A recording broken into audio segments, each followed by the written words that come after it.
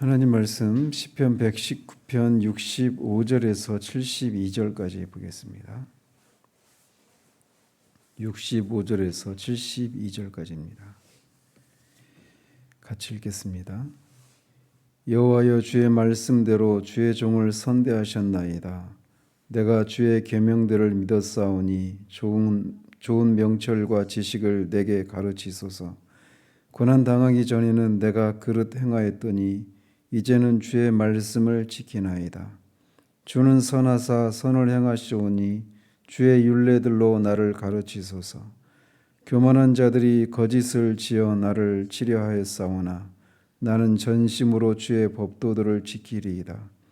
그들의 마음은 살져서 기름덩이 같으나 나는 주의 법을 즐거워하나이다. 고난 당하는 것이 내게 유익이라. 이로 말미암아 내가 주의 율례들을 배우게 되었나이다. 주의 입의 법이 내게는 천천 금은보다 좋으니이다.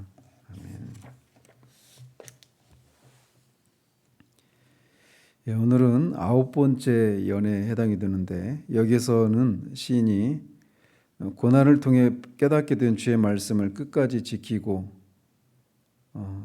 지키겠노라고 하는 그런 신앙 고백이 돋보이고 있는 그런 부분입니다.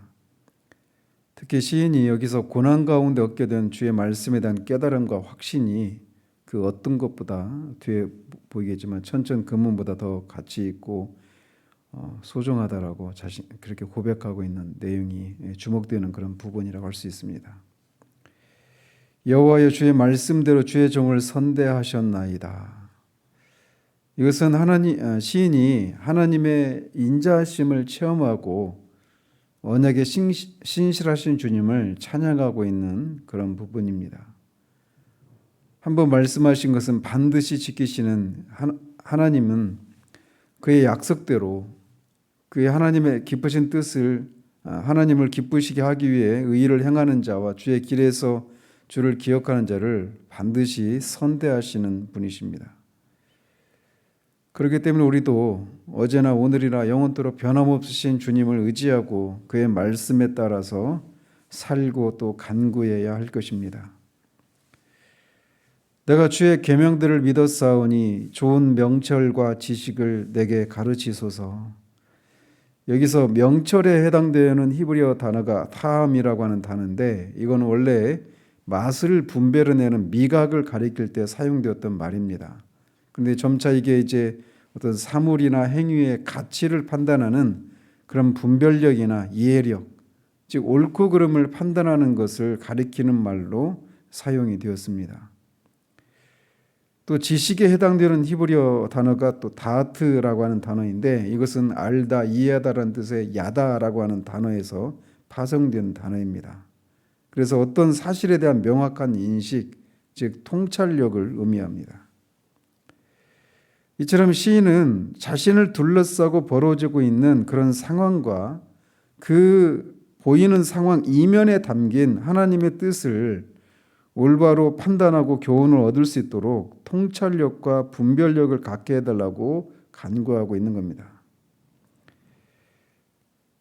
우리가 공경에 빠져 있을 때 간구해야 하는 것은 그 공경 가운데 역사하시는 하나님의 손길을, 하나님의 뜻을 온전히 이해할 수 있는 그런 선한 판단력과 참된 통찰력이라고 할 수 있습니다. 그런데 시인은 자신이 이것을 구하는 이유를 내가 주의 계명들을 믿었기 때문이라고 말을 합니다. 즉 시인은 하나님의 계명과는 정반대의 일이 벌어지고 있는 상황, 즉 대적들이 득세하고 하나님의 사람을 핍박하고 조롱하는 그런 상황 속에서도 하나님의 계명을 확고하게 믿고 있었습니다.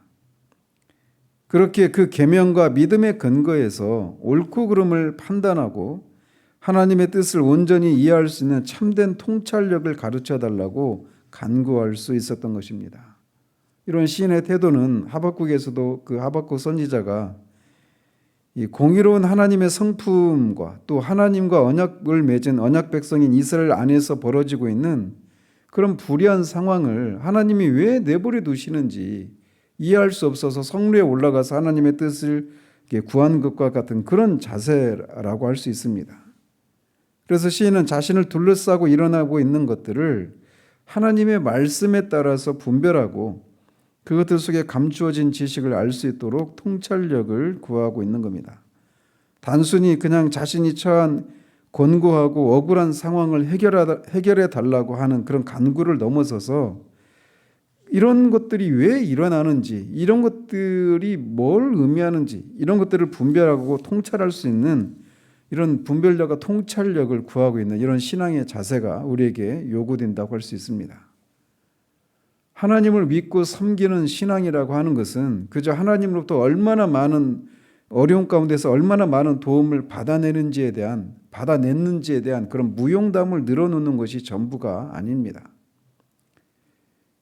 그런 도우심을 받는 과정에서 지금 시인이 구하고 있는 것과 같은 그런 분별력과 통찰력을 얻는 것이 우리에게 가장 우선시 되어야 합니다. 그런 분별력과 통찰력을 얻어서 우리의 생각과 가치관과 우리의 존재가 하나님을 점점 닮아가야 하는 거예요. 그래서 하나님의 시각으로 어떤 사물들을, 어떤 상황들을 분별하고 판단하고, 그래서 그저 눈에 보이는 어떤 즉자적으로 어떤 행동하고 하는 이런 것을 넘어서서 그렇게 지혜롭게 행동하는 그런 것이 우리에게 요구된단 말이죠. 근데 시인이 바로 그것을 구하고 있는 겁니다. 이런 어떤 겉으로 보여지는 어떤 상황에 대한 참된 분별력과 통찰력을 얻는 것의 그 가치를 모르는 사람들은 그저 많은 막 그런 끈질긴 기도 끝에 자신이 얼마나 많은 이적과 도우심을 경험했는지에만 관심을 둔 채 신앙생활을 합니다. 그렇기 때문에 그렇게 많은 어떤 이적을 경험하고 뭐 도움을 얻었다 이렇게 말을 해도 거기서 그치는 사람들은 세월이 아무리 흘러도 그의 생각이나 가치관의 변화가 일어나지 않는 겁니다. 시인은 정말 귀한 것을 구하고 있는 거예요. 고난당하기 전에는 내가 그릇 행하였더니 이제는 주의 말씀을 지키나이다. 여기서 그릇 행했다라고 하는 말은 타락했다, 죄를 잘못 행했다, 길을 잃었다 이런 다양한 뜻이 있습니다. 그래서 시인은 이 앞에서 계속된 문맥을 통해서 보면 시인이 그 대적들로부터 수치와 조롱을 당하는 그런 고난이 고난을 받았었던 것입니다. 그런데 그런 고난을 당하기 전에는 자신이 그저 타락했었고 잘못 행했었고 길을 잃었었다라고 말을 합니다. 그런 하나님이라고 하는 목표를 향해서 걸어가지 않고 자기가 원하는 대로 걸어가서 자기 지혜를 따라 그렇게 살면서 길을 잃어버리고 죄를 범하고 있는 그런 상태에 있었다라고 고백을 하고 있는 겁니다. 그런데 그런 그가 대적들의 공격과 조롱이라고 하는 그런 고난을 당할 때 비천하고 낮아진 상태가 되었었다고 말을 합니다. 그런데 그런 고난을 통과하면서 이제는 그가 주의 말씀을 지키게 되었노라고 고백을 하고 있는 겁니다. 왜냐하면 그런 것을 통과하면서 앞에서 말씀드린 것처럼 그런 이면에 있는 왜 이런 일들이 나에게 일어나는지, 이것을 무엇을 깨닫기를 원하시는지, 이런 것들을, 그런 하나님의 뜻을 분별하고 통찰할 수 있는 그런 지혜들이 생겨나기 때문에 그렇습니다. 하나님께서 자기 백성들에게 고난을 허락하신 이유는 크게 두 가지로 볼 수 있습니다. 하나는 믿음을 연단하기 위함이고 그로 하여금 죄를 깨닫도록 하기 위함, 이렇게 두 가지로 크게 요약할 수가 있어요. 그런데 이렇게 하나님이 주시는 고난을 대하는 사람들의 행동은 두 가지 또 양상으로 나타납니다. 하나는 하나님을 원망하고 불평하는 것입니다. 그런 사람들은 고난의 유익을 깨닫지 못한 사람들입니다. 그래서 이사야서에 나오는 것처럼 머리끝부터 발끝까지 정말 성한 곳이 없을 정도로 그렇게 징계를 당하고 있음에도 불구하고 깨달음이 전혀 없는 사람들입니다. 또 한 사람은 고난을 자기의 유익으로 여기는 사람입니다. 그래서 그런 고난을 주시는 것에는 분명한 목적이 있구나, 나의 죄 때문이든지 아니면 이런 것을 통해서 내 믿음을 연단하기 위함이구나, 이런 것들을 깨닫고 그 고난을 통해서 어떤 유익을 얻는 그런 두 가지 반응이 있는데 시인은 후자에 해당되는 사람이라고 할 수 있습니다. 우리에게도 이런 일들이 지속되기를 바라야 합니다. 우리가 무엇을 소망해야 할까요? 토저 목사님이 하나님 앞에서 목사로 부르심을 받았을 때 일종의 서약서 기도문과 같은 것을 이렇게 작성한 그 글을 읽은 적이 있는데, 그 중에서 제 눈에 띄었던 것 중에 하나가 자신이 노년이 되었을 때 어떻게 하면 좀 더 안락한 노후를 맞이할 수 있을까에만 마음을 쏟는 그런 사람이 되지 않게 해달라고 그렇게 기도하는 그 장면이 제가 눈에 띄었던 기억이 있습니다. 그런데 그런 기도는 우리 모두의 기도여야 하는 겁니다. 우리가 나이가 들어서 우리의 겉사람이 후피해져 갔을 때 우리가 이렇게 잦은 그런 고난을 통과하면서 그 고난을 통해 분별력과 통찰력을 얻어서 점점 지혜로운 사람이 되고 세월이 흘러갈수록 주님의 말씀이 진리임을 더욱 알아서 더욱 말씀에 따라 살고 그 말씀에 천착하는 그런 사람이 되는 것, 그것이 우리의 목표여야 하지 않겠습니까? 시인은 지금 고난을 통과하는 과정을 통해서 오히려 그 고난이 그를 막 옹이가 박혀있는 그런 사람으로 만드는 것이 아니라 그런 과정을 통해 분별력을 얻고 통찰력을 얻고 지혜로운 사람이 되어서 더욱더 주님의 말씀을 지키는, 그 말씀을 지키는 것 때문에 핍박을 받는데도 오히려 그 말씀을 지키는 그런 사람이 그렇게 지키겠다라고 고백하고 있는데, 바로 그것이 우리에게 동일한 소망이 되어야 하는 겁니다. 주는 선하사 선을 행하시오니 주의 율례대로 나를 가르치소서. 자기 백성을 향한 하나님의 징계조차도, 그 고난조차도 하나님의 선의 발로라고 시인은 고백하는 겁니다. 왜? 그 고난을 통해서 유익을 얻는 것이 있었기 때문에 그렇습니다. 그래서 주님이 행하시는 것, 그것이 우리 눈에 보기에도 선한 것이든 아니면 그렇지 않은 것 같은 상황 가운데서라도 모든 것이 다 우리를 향한 하나님의 선하신 발로에서 그 모든 것들이 자신에게 임한 것이다라고 하는 것을 깨달았기에 그는 이런 고백을 하고 있는 겁니다. 그래서 계속해서 하나님의 말씀으로 자신을 가르쳐 주시기를 간구하고 있는 거죠. 교만한 자들이 거짓을 지어 나를 치려하였사오나 나는 전심으로 주의 법도들을 지키리이다. 여기서 교만한 자는 앞에 21절이나 51절에 있는 것처럼 하나님의 말씀을 거슬러서 행하는 그런 사람이라고 할 수 있습니다. 그런 사람들은 다 마귀에게 속한 사람들로서 거짓의 아비인 마귀를 본받아서 항상 주의 백성들을 거짓을 지어서 유혹하고 핍박하는 그런 사람들이라고 할 수 있습니다. 그렇기 때문에 주의 백성에게 있어서 무엇보다도 필요한 것은 앞에 66절에서 말하고 있는 것처럼 참과 거짓을 분별할 수 있는 그런 분별력과 통찰력이라고 할 수가 있어요. 그런데 이런 것들은 말씀을 통해서 얻게 되는 겁니다. 그래서 시인은 하나님의 말씀을 깨닫기를 구하고 또 깨닫게 하신 말씀을 전심으로 지킴으로써 말씀의 능력을 경험하기를 소망하며 이런 고백을 하고 있는 겁니다. 말씀의 능력은 우리가 그 말씀을 전심으로 지킬 때 경험할 수 있는 겁니다. 지키지 않는 말씀에 대한 수많은 깨달음은 사람을 교만하게 할 뿐입니다. 그러나 깨달은 말씀이 비록 적다고 해도 꾀를 부리지 않고 하나하나 순종해 나갈 때 우리는 말씀의 능력을, 그리고 그렇게 말씀하신 하나님의 어떠하심을 점점 알아가고 말씀에 대한 순종의 폭이나 깊이가 점점 더해가게 되는 것이죠. 필라델피아 교회를 향해서도 주님이 칭찬하신 것이 바로 이런 부분입니다. 너희들이 작은 능력을 가지고도 내 말을 지키고 내 이름을 부인하지 않았다라고 그렇게 칭찬을 받았던 필라델피아 교회도 그들에게는 많은 깨달음이 없었어요. 말씀에 대한 그런 깨달음이라고 하는 측면에서도 그들은 작은 능력을 소유한 사람들이라고 할 수 있습니다. 그럼에도 불구하고 그들은 말씀을 지키고 주님의 이름을 배반하지 않았던 것이죠. 그들의 마음은 살쪄서 기름덩이 같으나 나는 주의 법을 즐거워하나이다. 여기서 그들은 앞에 그 교만한 자들을 가리키죠. 그래서 말씀이 없이도 세상의 지혜와 자신의 경험으로 인생을 성공적으로 살아낼 수 있다고 믿는 자들, 그런 사람이 바로 교만한 자들이라고 할 수 있습니다.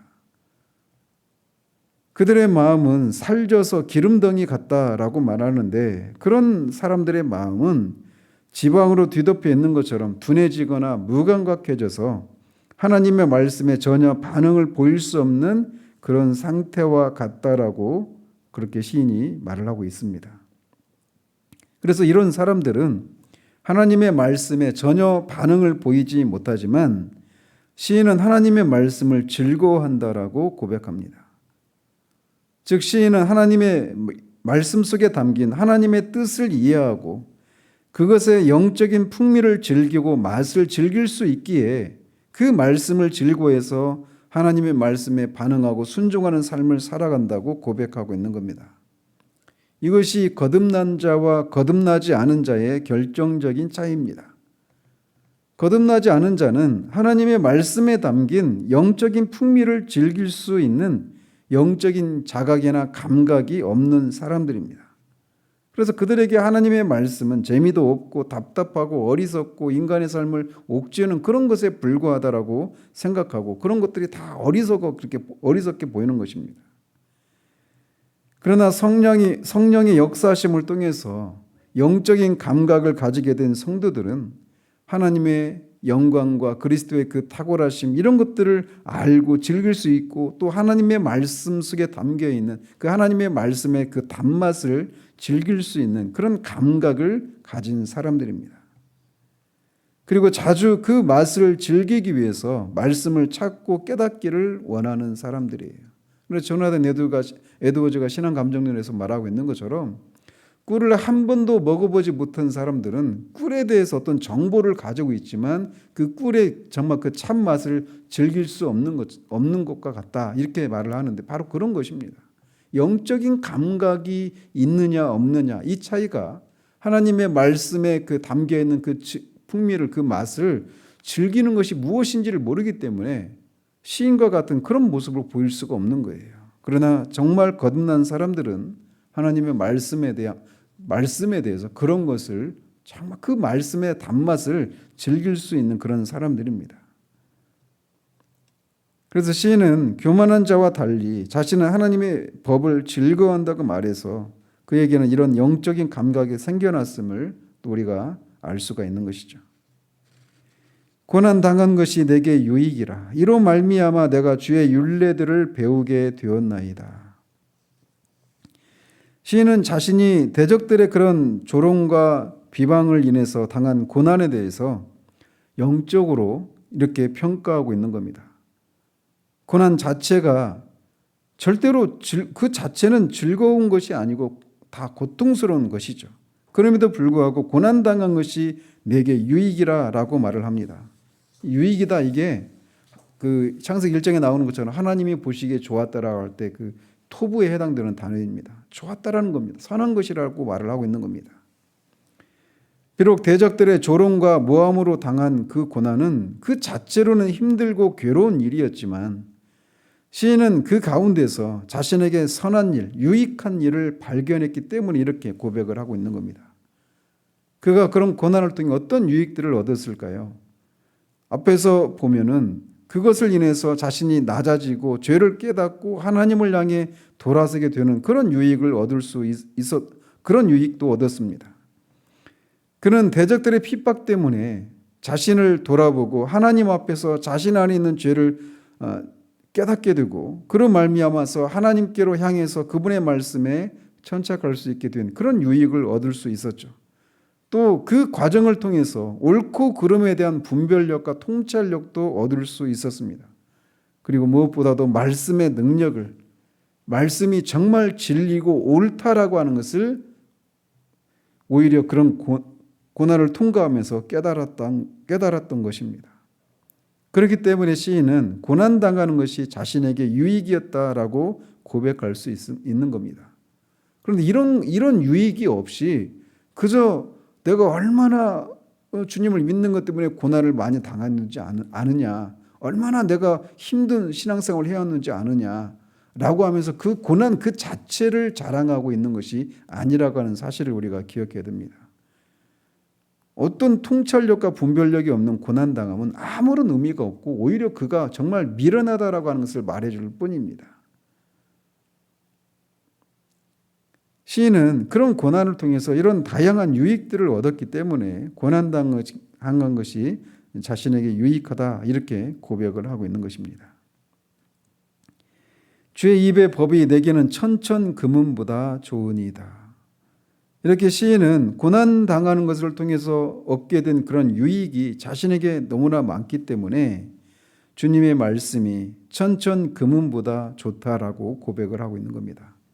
천천금은이라고 하는 것은 문자적으로 그냥 어떤 재산 이런 것만 말하는 것이 아니라 사람들이 추구하는 가장 사람들이 좋다고 추구하고 있는 그 모든 것들을 다 대표하는 그런 말이라고 할 수 있습니다. 즉 그래서 시인은 사람들이 추구하는 이 세상에서 뭐 건강이나 부나 뭐 재물이나 명예나 이런 모든 것들 그런 것들보다 더 좋다라고 고백을 하고 있는 거예요. 이런 의미에서 우리에게도 이런 고백이 있는지를 돌아봐야 합니다. 우리에게 이런 사람들이 추구하는 이성의 자랑과 안목의 정욕과 육신의 정욕 이런 것들이 우리 가운데 없는 것 때문에 우리가 때로는 우리의 삶을 나는 이것도 없고 저것도 없고 이것도 부족하고 저것도 부족하다라고 하는 그런 생각에서 우리에게 이미 주어져 있는 것들에 대한 감사함이 없을 수 있는데 시인은 이런 모든 것들보다 하나님의 말씀이 자신에게 좋다라고 고백을 하고 있는 거예요. 말씀을 통해서 그가 얻은 그 유익들이 실제로 있기 때문에 그 말씀이 얼마나 그 가치가 있는지를 그가 알기 때문에 이런 고백을 하고 있는 것입니다. 저나 여러분이나 이 새벽부터 하나님의 말씀을 들을 수 있고 그 말씀하신 하나님을 기도 가운데 만날 수 있는 그런 특권을 가진 사람들인데 이것이 정말 우리에게 특권이라고 하는 생각을 가지고 있는지 우리에게 말씀이 주어져 있다라고 하는 것이 얼마나 큰 은혜이고 다른 사람들은 소유하지 못한 그런 인생 한 번밖에 없는 인생을 살아가는데 필요한 그런 삶의 지혜와 통찰력과 분별력을 우리에게 얻을 수 있도록 그래서 정말 뒤에서 나오고 있는 것처럼 노인보다 더 우리가 더 지혜로운 사람이 될 수 있는 그런 길이 우리에게 주어져 있다라고 하는 이것이 얼마나 우리에게 큰 특권인지를 알고 있는지 우리가 돌아봐야 합니다. 자주 우리는 이것을 묵상해야 돼요. 보이는 것이 전부가 아니고 이 보이는 것을 따라서 내 존재의 가치와 내 삶의 성공 여부를 그렇게 논하는 그런 시각이 아니라 우리에게는 말씀이 주어져 있다라고 하는 것. 이것이 얼마나 우리에게 우리의 삶을 윤택하게 하고 풍요롭게 하고 가치 있게 하는지 이런 것을 알고 이렇게 시인이 이 말씀을 향한 이런 절절한 사모함을 표현하고 그것을 즐거워하는 것처럼 그런 즐거움이 우리 가운데 늘 있어지기를 우리 주님 이름으로 축원드립니다. 기도하겠습니다. 하나님 아버지, 시인이 고난당하는 것이 내게 유익이다라고 고백을 하는 장면에까지 이르게 됩니다. 어찌 고난 그 자체가 즐거운 것이기에 그런 고백을 했겠습니까? 그 고난을 통과하면서 그가 이전에 깨닫지 못했던 자신 안에 있는 죄를 깨닫고 또 그런 과정을 통해 이전에 없었던 분별력과 통찰력을 얻고 또 말씀의 능력을 말씀이 정말 진리임을 그가 알았기에 또 무엇보다도 말씀하시는 하나님이 어떤 분이신가를 알고 그 하나님 앞에 자신이 누구인가를 아는 이런 모든 총체적인 그런 지식들을 얻었기에 그가 이런 고백을 하고 있다라는 사실들을 이 아침에 살피게 됩니다.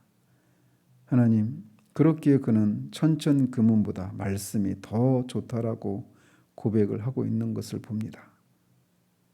우리는 어쩌면 이 아침에도 천천금은이 우리 가운데 없는 것 때문에 하나님 앞에 무거운 마음으로 나와서 천천금은을 주시기를 구하기 위해 나왔을지도 모르겠습니다.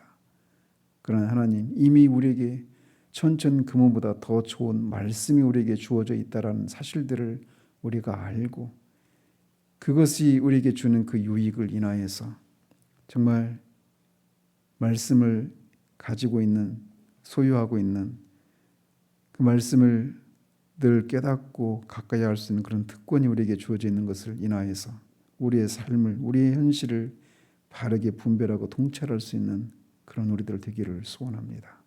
기도가 우리를 만나 주시기를 소원하옵고 우리 주 예수 그리스도 이름으로 기도합니다. 아멘.